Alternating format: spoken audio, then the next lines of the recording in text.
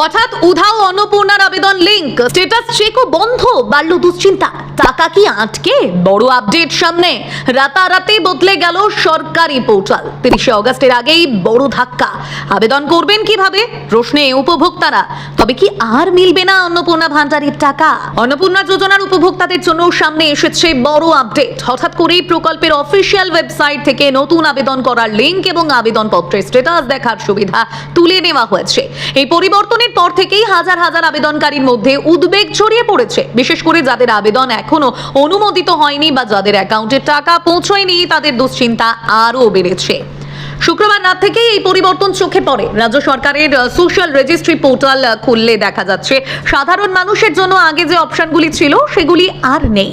বর্তমানে সেখানে শুধুমাত্র সরকারি আধিকারিকদের লগ ইন করার উইন্ডো দেখা যাচ্ছে। আগে যেখানে সাধারণ মানুষ নিজের আবেদনপত্রের বর্তমান অবস্থা জানতে পারতেন, স্ট্যাটাস চেক করতে পারতেন কিংবা নতুন আবেদন জমা দিতে পারতেন, সেই সমস্ত সুবিধাই আপাতত অদৃশ্য হয়ে গিয়েছে।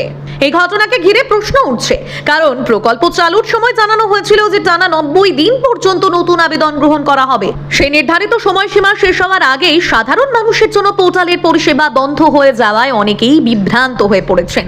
অনেকে আবেদনকারী জানতে চাইছেন, এটি কি সাময়িক সমস্যা নাকি আবেদন গ্রহণের নিয়মে নতুন কোনো পরিবর্তন আনা হচ্ছে? উল্লেখ্য, সম্প্রতি মুখ্যমন্ত্রী শুভেন্দু অধিকারী ঘোষণা করেছিলেন প্রযুক্তিগত ত্রুটি বা অন্য কোনো কারণে যাদের টাকা আটকে গিয়েছে তাদের তথ্য আবার যাচাই করে 30 অগস্টের মধ্যে প্রত্যেক অ্যাকাউন্টে 3000 টাকা পাঠিয়ে দেওয়া হবে।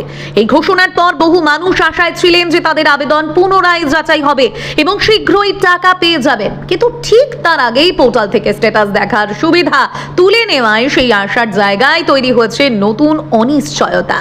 সরকারি তথ্য অনুযায়ী গত 1 জুলাই প্রথম দফায় প্রায় 1,09,00,000 মহিলা এই প্রকল্পের আওতায় আর্থিক সহায়তা পেয়েছেন। তবে একই সঙ্গে বিপুল সংখ্যক আবেদন বাতিল হয়েছিল।